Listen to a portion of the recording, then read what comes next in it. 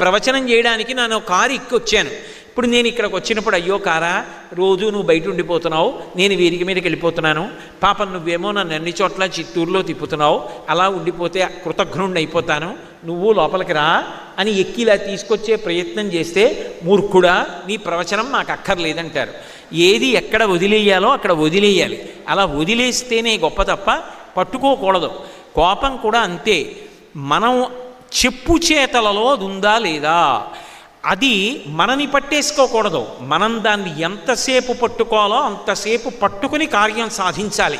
ఏదో చాలా కోపంగా ఉన్నట్టు, బిగుతుగా ఉన్నట్టు నటించి, ముక్కు పుటాలు ఎగరేసి, శ్వాస గట్టిగా విడిచిపెట్టి, ఇలా వేలు చూపిస్తే అమ్మో కోపంగా ఉన్నారు అని అందరూ మార్గంలో పడతారు.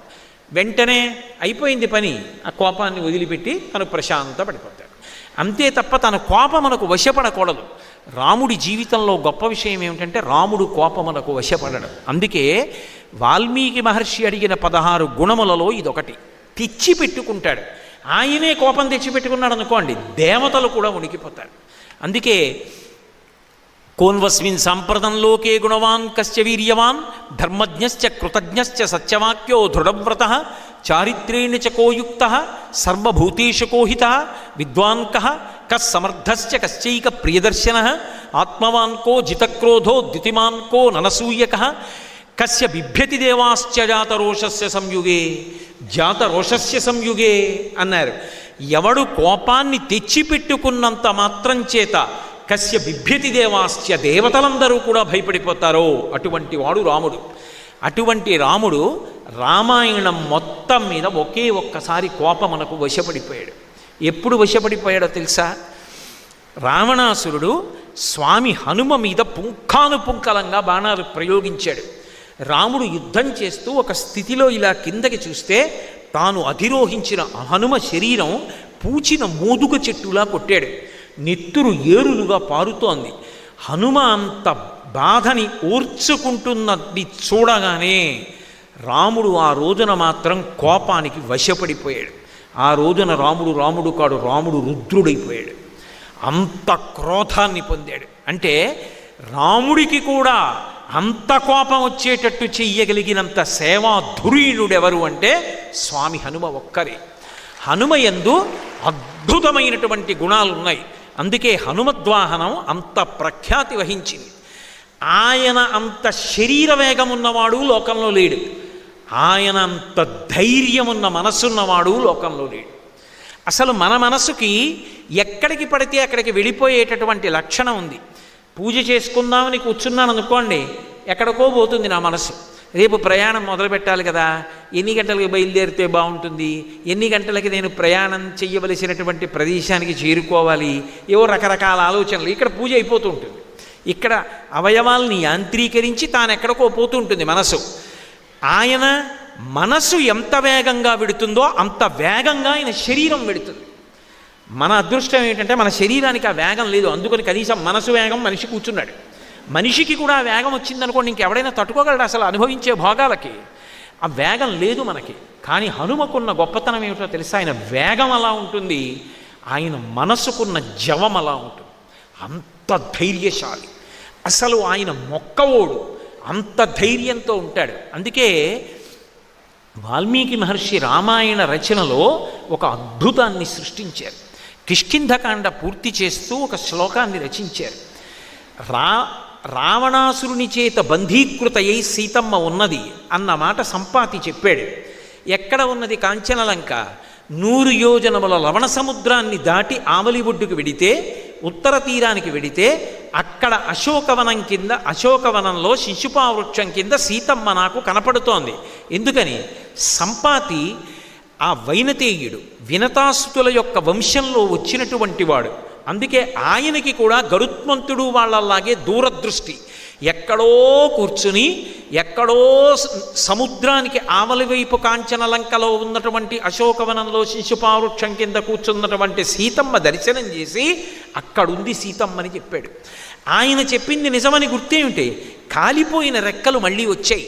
రామకార్యం మీద పెడుతున్న వాడికి మాట సాయం చేసినా కాలిపోయిన రెక్కలు వచ్చాయి. ఇది రామకథా బలం.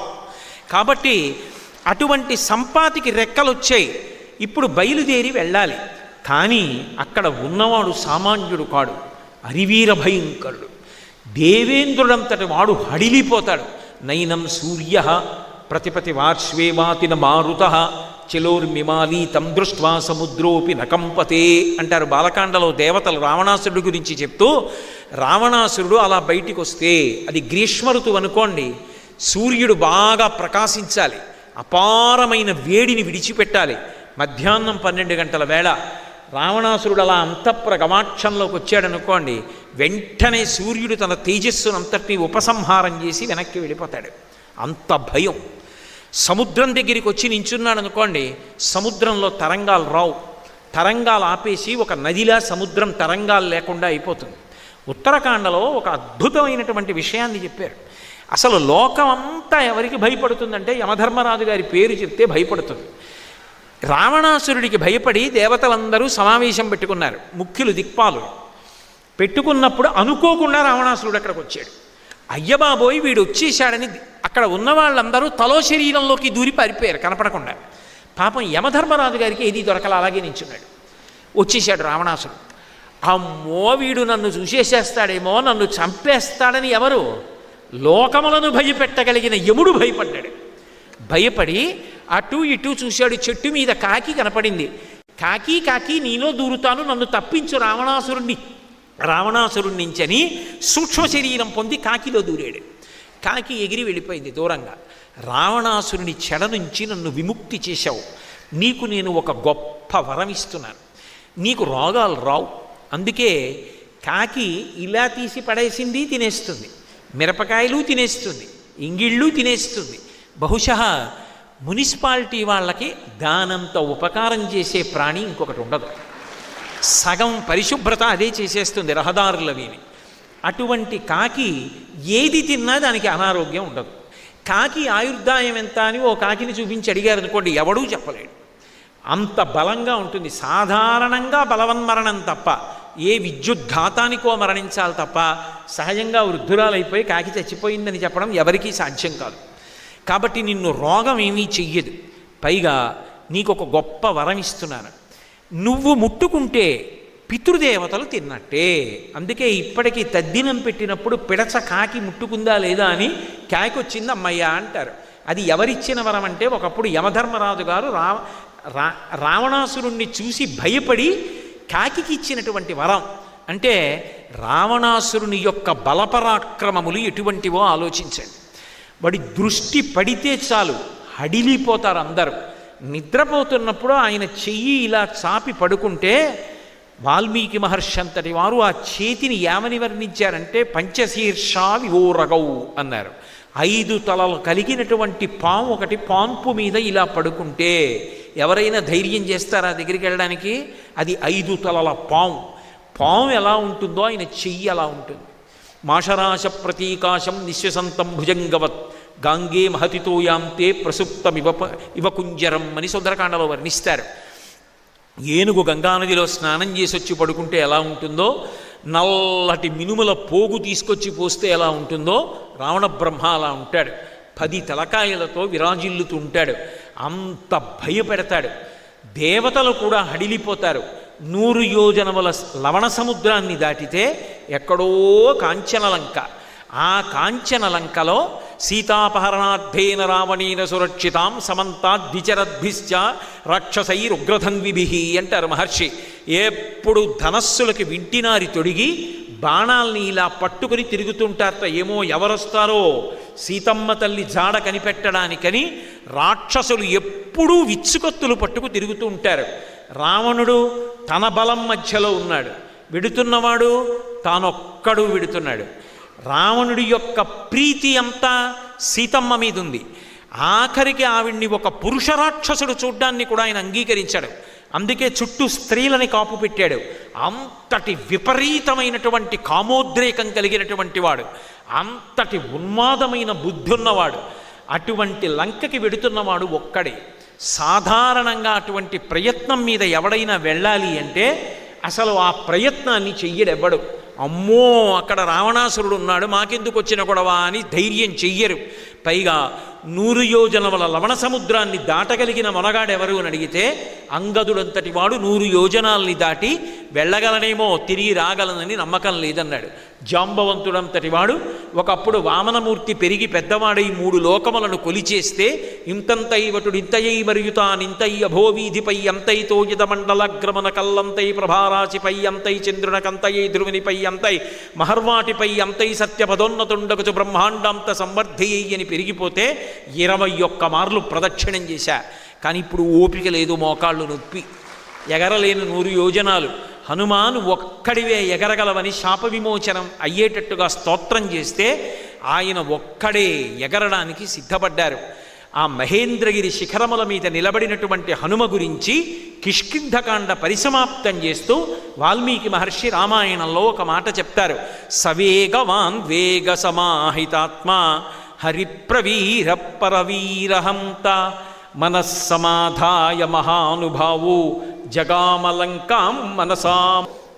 వెడుతున్నటువంటిది అంత భయంకరమైన కాంచనలంక.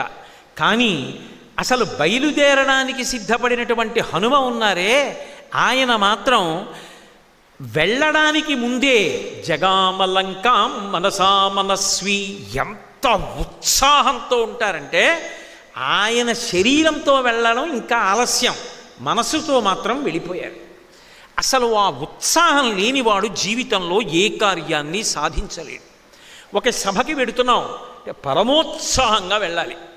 ఈ పని చేయడానికి వెడుతున్నాం, పరమోత్సాహంగా వెళ్ళాలి. పూజ చేసుకోవడానికి వెడుతున్నాం, పరమోత్సాహంగా పూజకి వెళ్ళాలి. ఉత్సాహం లేకుండా నీరు కారిపోతూ ఏ పని చెయ్యాలన్నా అబ్బా ఇది చెయ్యాలా అని ఏడుస్తూ వెళ్ళినవాడు అసలు కార్యమునందు నిలబడలేడు, వాడు బరువు కార్యానికి. అదే హనుమైతే సవేగవాన్ వేగ సమాహితాత్మా హరిప్రవీర పరవీరహంత. ఎటువంటి బలం అంటే ఆయనది సామాన్యమైన బలం కాదు. రావణాసురుడితో కలిపి లంకాపట్టణంలో ఉన్నటువంటి సమస్తమైన రాక్షసుల్ని మర్దించి పడగొట్టగలిగినటువంటి బలం ఒక్క హనుమకే ఉన్నది. ఆయన ఒక్కడే రావణుణ్ణి కూడా చంపగలడు, అంతటి తేజోమూర్తి. ఆయన బలం అంతా ఇంతా కాదు. అందుకే అమ్మవారి చూడామణిని చేత్తో పట్టుకున్న తర్వాత ఆ గడప మీద కూర్చుని, తోరణం మీద కూర్చుని జయమంత్రం చెప్తారు. జయిత్యతి బలో రామో లక్ష్మణశ్చ మహాబల రాజాయ జయితి సుగ్రీవో రాఘవేణాభిపాలిత దాసోహం కోసలేంద్రస్య రామస్య క్లిష్టకర్మణ హనుమాన్ శత్రుసైన్యానాం నిహంతా మరుతత్మజ న రావణ సహస్రం మే యుద్ధే ప్రతిఫలం భవేత్ శిలాభిస్తు ప్రహరత పాదపైశ్చ సహస్రశః అర్దయిత్వా పురీం లంకాం అభివజ్య చ మైథిలీం సమృద్ధార్థో గమిష్యామి శతాం సర్వరక్షసాం అంటారు. నేను ఎలా వచ్చానో అలా సీతమ్మ దర్శనం చేసుకుని మళ్ళీ వెళ్ళిపోతాను. నాకు ఆయుధాలు అక్కర్లేదు, నా గోళ్లతో గుండెలు చీల్చి చంపుతాను, పాదముల కింద పెట్టి మర్దించి చంపుతాను, మోచేతులతో పొడిచి చంపేస్తాను, నా యొక్క బాహుబలంతో చంపుతాను, నా శరీరం కింద పెట్టి నలిపేస్తాను. ఎంతమందిని చంపుతాను అంటే నరావణ సహస్రం మే యుద్ధే ప్రతిఫలం భవేత్. ఒక్క రావణుడు కాదు, 1000 మంది రాక్షసులు కట్టకట్టుకుని వచ్చి నా ముందు నిలబడిన తలలు గిల్లేస్తాను. నా ముందు నిలబడగలిగిన వాడు లేడు. అంతటి బలపరాక్రమములు కలిగిన వాడైనటువంటి హనుమ, ఆయన తేజస్సు అనితర సాధ్యం. అందుకే మహర్షి హనుమ యొక్క యుద్ధం గురించి చెప్తూ ఒక మాట అంటారు. హతైర్నాగైశ్చ తురగై భగ్నాక్షైశ్చ మహోరథై హతైశ్చ రాక్షసైర్భూమి రుద్ధమార్గా సమంతత అంటారు. హనుమ 10 నిమిషాలు యుద్ధం చేశారనుకోండి, కొన్ని వేల ఏనుగులు చచ్చిపోతాయి, కొన్ని వేల గుర్రాలు పోతాయి, లక్షల సైన్యం పడిపోతుంది.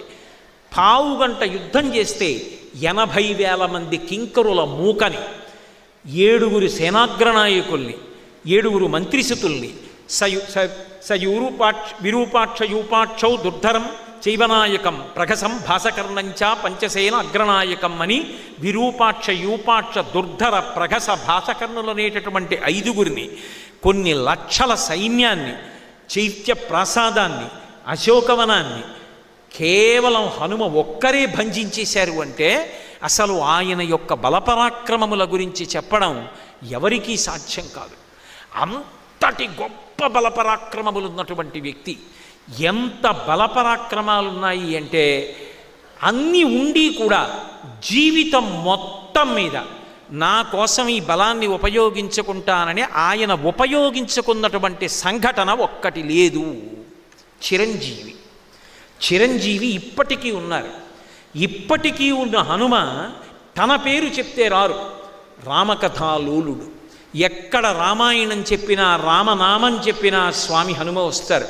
ఇప్పటికీ లోకంలో ఒక ఆచారం ఉంది. రామాయణం చెప్పినా సుందరకాండ చెప్పినా రామకథ చెప్పినా పక్కన వేరే ఆసనం వేసి పద్మపీఠం కింద పీఠం వేసి పాదపీఠం కాసిని పువ్వులు వేసి ఉంచుతారు. తప్పకుండా స్వామి హనుమ వచ్చి అందులో కూర్చుని వింటారు అంటారు. ఎందుచేత అంటే రామచంద్రమూర్తి అవతార పరిసమాప్తి చేస్తూ హనుమని అడిగారు, హనుమ నువ్వు కూడా వచ్చేస్తావా? నాతో చాలామంది సరయూ నది ప్రవేశం చేస్తున్నారు, వస్తావా అన్నారు. హనుమ అన్నారు, స్వామి నాకు మీ కథ ఒకటి మీరొకటి కాదు. మీ కథ ఈ లోకంలో ఉన్నంతకాలం నేను ఇక్కడే ఉండి రామనామం చెప్తూ రామ కథ ఎక్కడ చెప్పబడుతుందో రామనామం ఎక్కడ చెప్పబడుతుందో అక్కడికి వెళ్ళి కూర్చుంటాను, కూర్చుని నేను కాపాడతాను అన్నారు. రామచంద్రమూర్తి వరమిచ్చారు. మక్కథా ప్రచరిష్యంతి యావల్లోకే హరీశ్వర తావద్రమస్య సుప్రీతో మద్వాక్యం అనుపాలయన్. నిన్ను నేను శాసనం చేస్తున్నాను, చిరంజీవిగా ఈ లోకంలో ఉండు, భవిష్యత్ బ్రహ్మవి. ఎక్కడెక్కడ రామనామం వినపడినా ఎక్కడెక్కడ రామ కథ చెప్పినా అక్కడక్కడికి వెళ్ళి నువ్వు ఉండు. నువ్వు వెడితే చాలు మంగళాలు జరుగుతాయి. హనుమ పేరు చెప్తే చాలు, హనుమ గురించి వింటే చాలు, హనుమ యొక్క కథని విన్నా ఒక్క నమస్కారం చేసిన చచ్చిపోయేవాడు బ్రతుకుతాడు. అది మనిషి జీవితానికి తీవ్ర స్థాయి. ఇక చచ్చిపోవడం అనేటటువంటి మాట ఎప్పుడు వస్తుంది? అసలు ఆ మాట అనకూడదు. ఆత్మహత్య చేసుకుంటాను అనకూడదు. నేను చచ్చిపోతానండి, ఇక బ్రతకను, నేను బ్రతకలేనన్న మాట ఎప్పుడు వస్తుంది? ఇక ఈ కష్టాల్లోంచి నేను బయటికి రాలేనంటే. చచ్చిపోతానన్న వాణ్ణి కూడా బ్రతికించగలిగిన వారెవరంటే హనుమ ఒక్కరే. అందుకే ఏలినాటి శని దోషంలో ఉన్నవాళ్ళు కూడా సుందరకాండలో 48వ సర్గ పారాయణ చేస్తారు. హనుమ ఇంద్రజిత్తుతో యుద్ధం చేసినటువంటి సర్గ అది పారాయణ చేస్తే ఏలినాటి శని దోషం ఉపశమిస్తుంది అంటారు. మహానుభావుడు. అసలు మీరు రామాయణంలో చూడండి, ఆయన ఎక్కడ కనపడితే అక్కడ చచ్చిపోయే వాళ్ళు బ్రతుకుతూ ఉంటారు. అది హనుమ యొక్క గొప్పతనం. వాల్మీకి రామాయణాన్ని అలా తీసుకొచ్చారు. అందుకే రామాయణ మహామాలారత్నం వందే అనిలాత్మజం. ఒక మాల ఉందనుకోండి, దానికి ఇప్పుడు ఈ మాల ఉందనుకోండి, ఇట్నుంచి ఒక భాగం ఉంటుంది, ఇట్నుంచి ఒక భాగం ఉంటుంది. దీనికి ఈ గుచ్ఛం లేదనుకోండి, ఇది కానీ తీసేసాననుకోండి, ఇది రెండు కింద విడిపోతుంది. అప్పుడు ఈ మాలకి అందం ఉండదు. మాల అంటే ఈ గుచ్ఛం ఉంటేనే అందం. రామాయణం అనేటటువంటి మహామాల ఇలా విడిపోతే, సీతాపహరణం అయిపోతే, ఈ సీతారాములు ఇలా కలవడం ఎలాగో తెలియక రామాయణ కథ ఆగిపోవలసిన సందర్భం ఏర్పడితే రామాయణ మహామాల రత్నం, ఈ పుష్ప గుచ్ఛం ఎలా ఉంటుందో అలా ప్రకాశించి రామాయణం అనేటటువంటి మాల పూర్తవడానికి కారణమైన మహాపురుషుడు స్వామి హనుమ.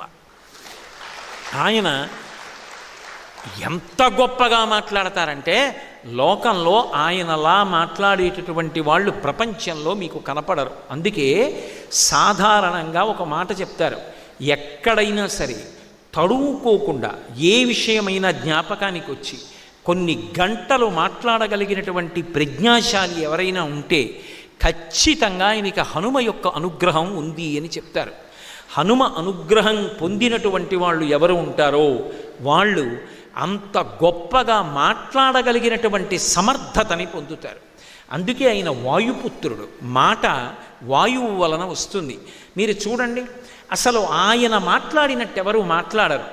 ఆయన సురసతో మాట్లాడితే రామకథని పరమ సంక్షిప్తంగా చెప్తారు. ఒక చోట ఎక్కువ చెప్పవలసి వస్తే ఎక్కువ చెప్తారు. ఎక్కడ మాట్లాడకూడదో అక్కడ మౌనంగా ఉంటారు.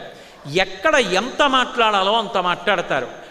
ఎంత మాట్లాడతారో అంత మాట్లాడగలిగినటువంటి హనుమ ఏది మాట్లాడాలో అది మాత్రమే మాట్లాడగలిగినటువంటి ప్రజ్ఞ ఆయన అయోమయ స్థితిలోకి వెళ్ళినప్పుడు కూడా ఆయనని అనుసరిస్తుంది, ఆయన యందు ప్రకాశిస్తుంది.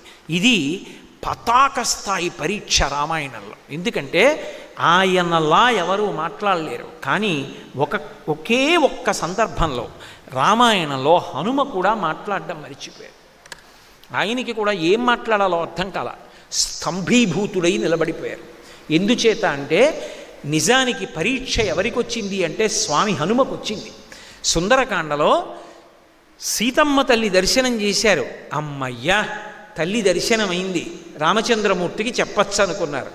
అకస్మాత్తుగా ఆయన ఊహించలేదు, ఆ తల్లి లేచి ఇక్కడ నేను ఉండలేను, ఈ రావణుడు నన్ను సంతోషంగా బ్రతకనివ్వడు, రాముణ్ణి కలుస్తానన్న ఆశ లేదు, అందుకని ప్రాణములు విడిచిపెట్టేస్తానని పూసిన శిశుపావృక్షపు చెట్టు కొమ్మని కిందకి వంచి త్రాగటానికి విషమివ్వడు, కత్తి ఇవ్వడు, చావడానికి అవకాశం ఇవ్వడు, నేను కోరినట్టు బ్రతకనివ్వడు. అది రాక్షసత్వం అంటే. కాబట్టి చచ్చిపోతానని దీర్ఘమైనటువంటి తన జటని తీసి కంఠానికి ఉరిపోసుకొని కొమ్మకి ముడివేసి కొమ్మని వంచి పట్టుకుంది. ఇలా వదిలేసింది అనుకోండి, కొమ్మ పైకి తేలిపోయిందా? ఉపవాస కృషాం దీనాం అనసనేనచ అన్నారు మహర్షి. ఉపవాసముల చేత కృషించిపోయింది ఆవిడ. కొమ్మతో పాటు శరీరం పైకి లేచిపోయిందా? తేలిపోతుంది. పైన కూర్చుని చూస్తున్నారు. సూర్యే చాస్తంగతి రాత్రో దేహం సంక్షిప్యమారుతి వృషదం చకమాత్ర సంభభూవా అద్భుత దర్శన. పిల్లి పిల్లంత రూపంతో ఉన్నారు. కాబట్టి ఎలా నేను అనుకోలేదే, ఇప్పుడు ఈ సీతమ్మ శరీరాన్ని విడిచిపెట్టేస్తే నేను తిరిగి వెళ్ళిన తర్వాత ఎలా ఉంది సీతమ్మ అని అడిగితే చూశాను, కానీ ప్రాణం వదిలేసిందని చెప్పనా? కానీ ఇప్పుడు ఎలా మాట్లాడడం? ఏవం బహువిధాం చింతాం చింతయిత్వాం మహాకపి సంసర్వో మధురం వాక్యం వైదేక్యం వ్యాజహార అన్నారు మహర్షి అంతటి వారు. ఇంత గొప్పవారైన హనుమ ఏం చెయ్యాలో అర్థం కాల. ఇప్పుడు నేను వానర భాషలో మాట్లాడితే ఆవిడకి అర్థం కాదు, సంస్కృతంలో మాట్లాడితే ఆవిడ పైకి చూస్తుంది. వానరుడేమి సంస్కృతంలో మాట్లాడడం ఏమి? రావణాసురుడు వచ్చాడన్నమాటని మరింత భయపడి కొమ్మ వదిలేస్తుంది. వదిలేస్తే ఉరి బిగుసుకుపోతుంది.